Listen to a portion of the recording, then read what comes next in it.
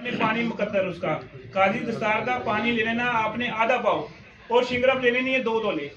शिंगरफ को खल करके एक एक चम्मच उसका डालते जाना है पानी काली दस्तार का, ठीक है।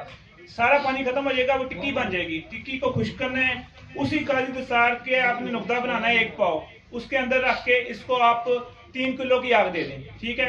10 अमल करने की जरूरत नहीं है, सिर्फ एक ही अमल है।